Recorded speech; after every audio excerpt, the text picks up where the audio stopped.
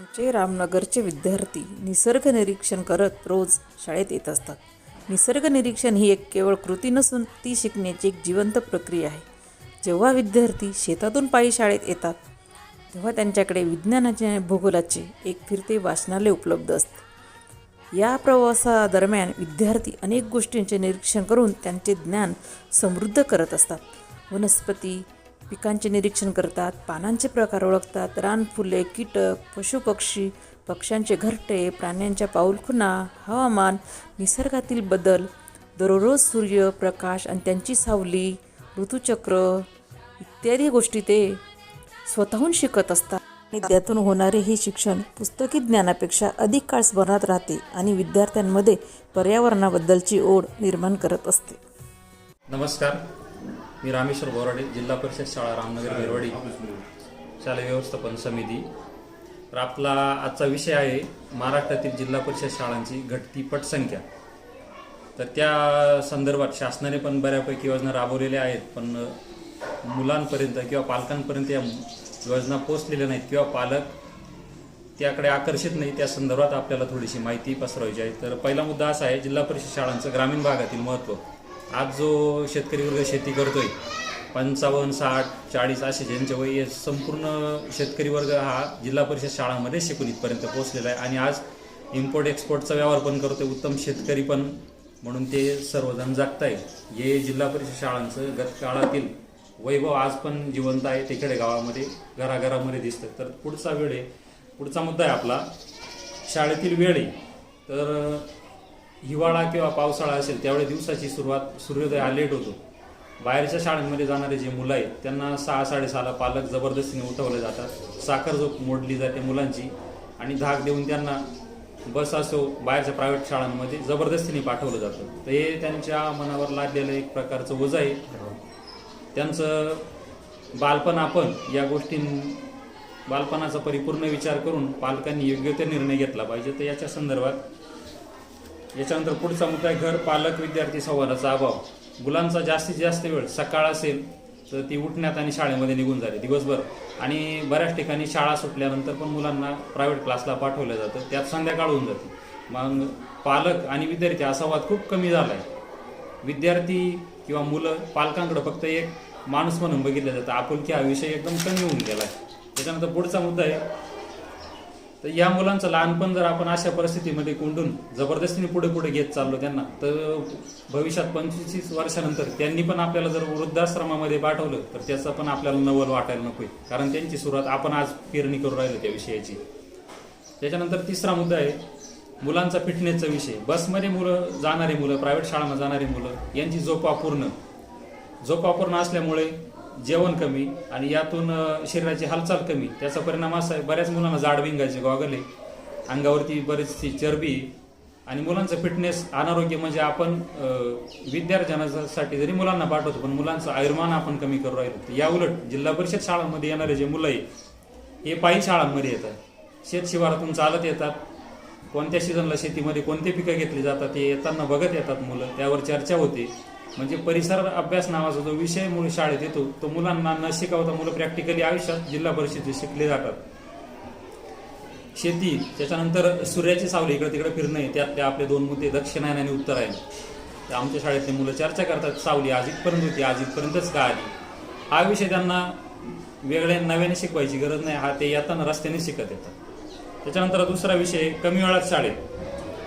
झोप पूर्ण गेल्यानंतर मुलं 7-7:30ला उठणार, खेळणार, राहिलेला होमवर्क पूर्ण करणार, आईवडिलांसोबत जेवण करणार आणि त्यानंतर वेळेमध्ये शाळेत येणार, शाळेत परिपाठ होईल, दिवसभर शिक्षणाचं काम होईल आणि 5 वाजेला परत पायी आपल्या रस्त्याने पायी चालत जातात. यातून त्यांचं शारीरिक अनारोग्य ऑटोमॅटिक फिटनेस राखलं जातो. त्याच्यानंतर पुढचा मुद्दा आहे आपल्याला बसमध्ये मुलं बसून जाणं. हा पालकांना आजच्या काळात मोठेपणा वाटतोय. तर हा मोठेपणा नसून आपण जितक्या खेडेगावात महाराष्ट्रामध्ये जेवढ्या शाळा आहे त्या शाळांमधून जितक्या बस बाहेर जातील तितकं त्या गावांचं अपयश आहे असं आपण सर्वांनी म्हटलं पाहिजे. त्या गावातील लोक, त्या गावातील पुढारी, त्या गावातील राजकीय वातावरण, सगळ्यांचं अपयश जिथं तयार होतं तिथून प्रायव्हेट शाळांचा जन्म होत असतो.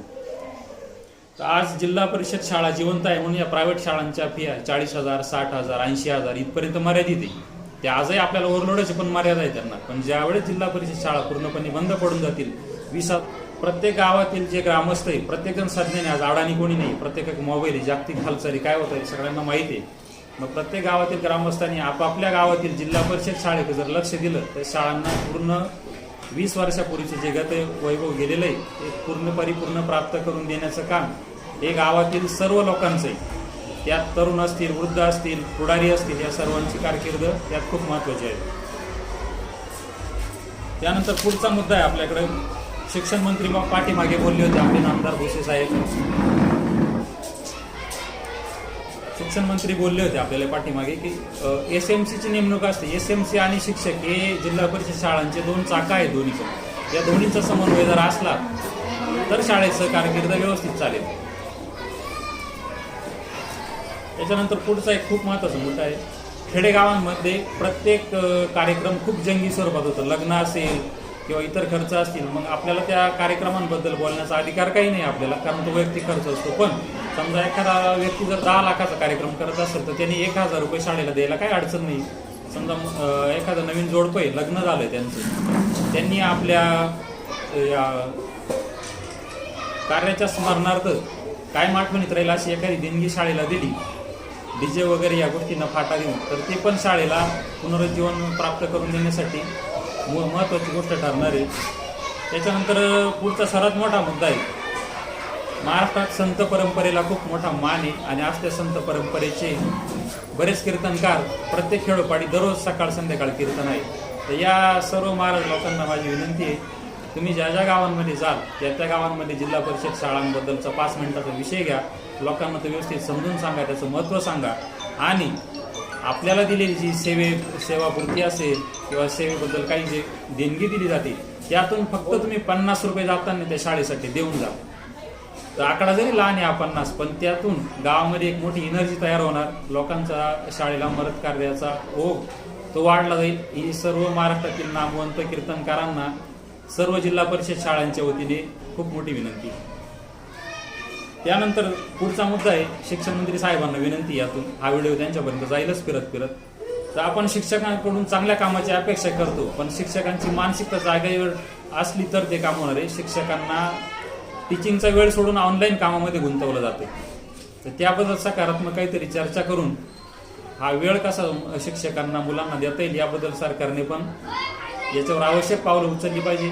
या संदर्भात योग्य तो निर्णय सरकारने घेतला पाहिजे. त्यानंतर पुढचा मुद्दा आहे, मराठी शाळा टिकल्या तर गावोगावची संस्कृती टिकणार आहे. गावांमध्ये यात्रा असतील, सणवार असतील, आता उद्याला गुढीपाडवा आहे, हे सर्व सण शाळांमध्ये खूप मोठ्या प्रमाणात साजरे केले जाते. खेडोपाडी हे वातावरण आजही जिवंत आहे आणि याच्यात सर्वात मोठा हातभार हा जिल्हा परिषद शाळांचा आहे. त्यानंतर पुढचा मुद्दा आहे, अभ्यासमुक्त रविवार.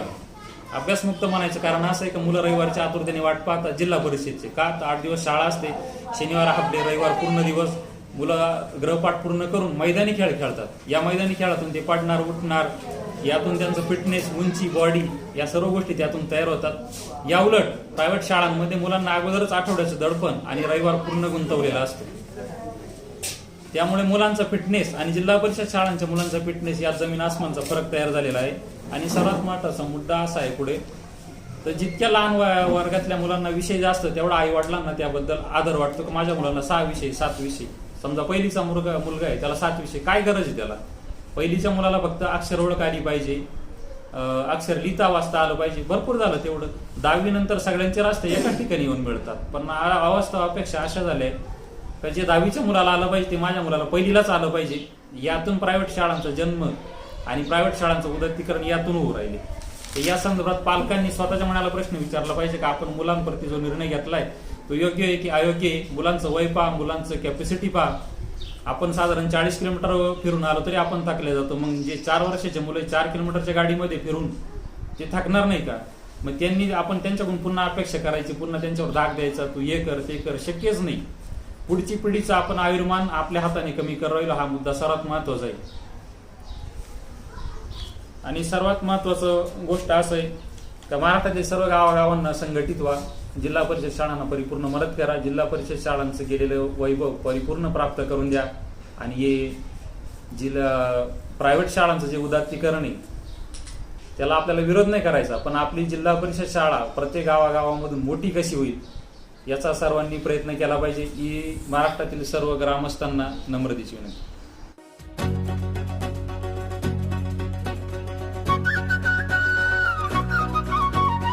चला पळा चला रे मराठी शाळेत जाऊया, हसत खेळत वाढवूया, पहिलीच्या वर्गाचा पट वाढवूया. गणवेश सुंदर अंगावर मिळतो, पाठ्यपुस्तकांचा खजिना खुलतो, आनंददायी शिक्षण घेऊया, पहिलीच्या वर्गाचा पट वाढवूया.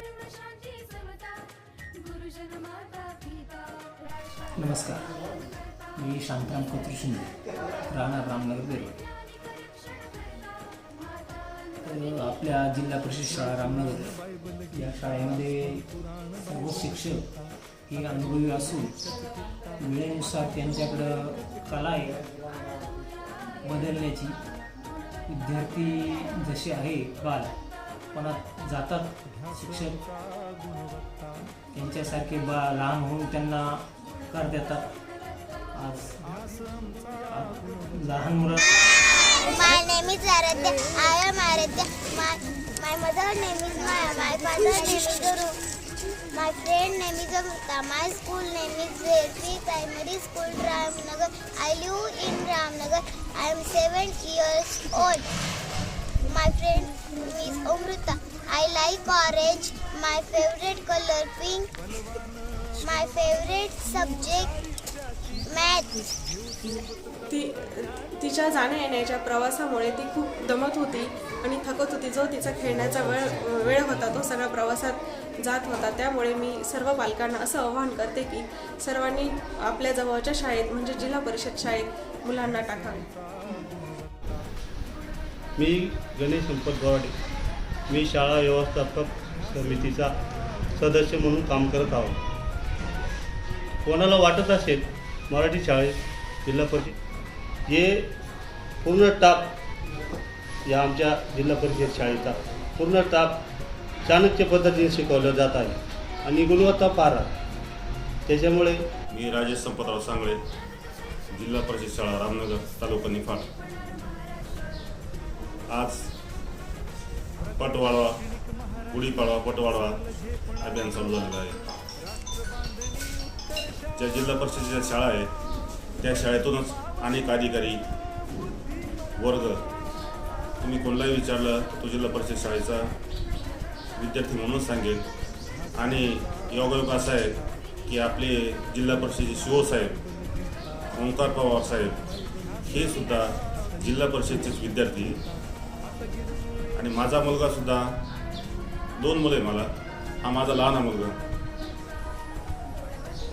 हा आता 11वीला आहे.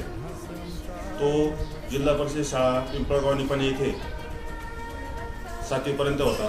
मोठा मुलगा पण जिल्हा परिषद शाळा तळवडे, तालुका निफाड येथे 7वीपर्यंत होता. आता मोठा मुलगा डॉक्टर आहे. जिल्हा परिषद शाळेतूनच मुलगा शिकलेले आहे. तुम्ही पण जिल्हा परिषद शाळेच्या शाळेतच मुलांना टाका अशी तुम्हाला नम्र विनंती. आज औद्योगिक विकास होतो, शैक्षणिक सहल असेल, वैज्ञानिक विज्ञान प्रदर्शन असेल, त्यानंतर गॅदरिंग असेल, इतर सगळे जयंती, पुण्यतिथी किंवा मग वेगवेगळे सण असतील, सर्व प्रकारचे शाळेमध्ये साजरे केले जातात आणि मुलांना त्यातून आनंद मिळतो. नुसतं फक्त शाळेमध्ये टाकलं की आपली बाजू संपली असं न समजता आपणसुद्धा घरी मुलांना बसवलं पाहिजे, अभ्यास घेतला पाहिजे. धन्यवाद. नमस्कार पालक मित्र. गुढीपाडवा आला की आपल्याला सर्वांना वेध लागतात ते आपल्या बालकाचा प्रवेश निश्चित करण्याचे. कारण आपलं आर्थिक वर्ष हे 1 एप्रिलपासून सुरू होतं. त्यामुळे बऱ्याचशा प्रायव्हेट शाळांचं शैक्षणिक वर्ष देखील 1 एप्रिलपासून सुरू होतं. त्याच धर्तीवर आपण आपल्या शाळेमध्ये म्हणजे जिल्हा परिषद प्राथमिक शाळा रामनगर या शाळेमध्ये देखील 1 मार्चपासून शाळेत इयत्ता पहिलीच्या विद्यार्थ्यांचा प्रवेश सुरू केलेला आहे. सर्व पालकांना मी निश्चितपणे सांगू इच्छितो की आमच्या जिल्हा परिषद प्राथमिक शाळा रामनगर येथे प्रवेश घ्या आणि निश्चित होऊन जा. कारण का की या शाळेमध्ये मुलांना नुसती पुस्तकी धडे दिले जात नाही, तर व्यवहार ज्ञान, व्यवहार कुशलता आणि समाजामध्ये जगावं कसं, वागावं कसं, अशा प्रकारचे धडे दिले जातात. आमच्या शाळेमध्ये फक्त मुलं सुटापोटात येत नाही, तर अगदी गरीब असेल, श्रीमंत असेल, सर्व अगदी एकाच गणवेशात येतात. म्हणजे शासकीय लाभाच्या जेवढ्या योजना आहेत त्या देखील या शाळेमध्ये राबवल्या जातात. कुठेतरी आपण झगमगाटाला फसून की या ठिकाणी चांगलं भेटेल, त्या ठिकाणी चांगलं भेटेल, या पद्धतीने जर तुम्ही विद्यार्थ्यांचे प्रवेश इकडे तिकडे करत असाल तर मुलांना भविष्यामध्ये त्याची नक्कीच अडचण जाणवेल. परंतु आपल्या जवळच्या शाळेमध्ये आपल्या मुलाचा प्रवेश जो आहे तो निश्चित करा. कारण आजही आपण बघतो पूर्ण देशामध्ये सरकारी शाळांमधील जेवढे विद्यार्थी आहेत तेच खऱ्या अर्थाने उंचीवर पोहोचलेले आहेत. कुठल्याही पदावरचे अधिकारी बघा, यात आजही 60 ते 70% अधिकारी हे जिल्हा परिषद शाळेत शिक्षण घेतलेलेच आपल्याला आढळून येतील. म्हणून सर्वांना माझी कळकळीची विनंती आहे की आजच म्हणजेच 1 मार्चपासून आपल्या शाळेमध्ये प्रवेश सुरू झालेला आहे आणि इयत्ता 1लीचा नवीन विद्यार्थ्यांचा जो वर्ग आहे तो पण सुरू झालेला आहे.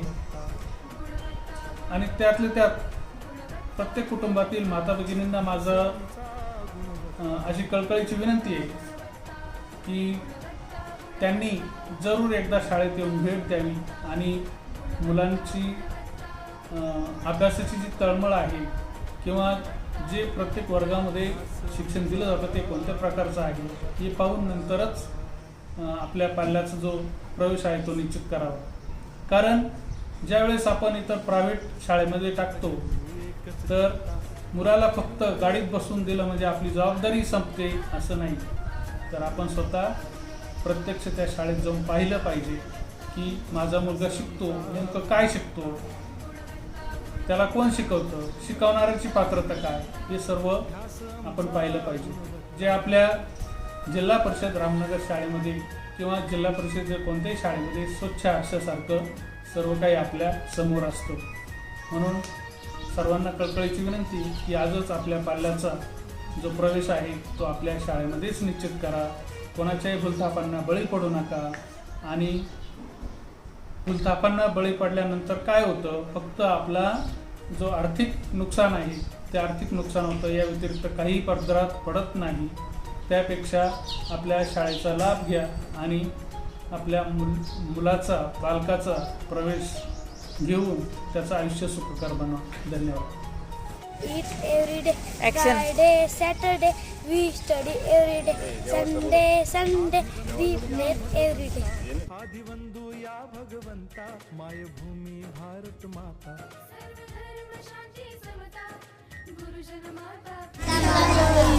माता बरोबर. आणि त्यांचा राज्याभिषेक कोणत्या किल्ल्यावर झाला? रायगड. आणि मूर्ती कोणत्या किल्ल्यावर झाला? बोला रायगड. डायरेक्ट सांगा, आता तुम्हाला येऊन गेला इतिहास, पटापट सांगा. आता गिरू एकच कित्ता,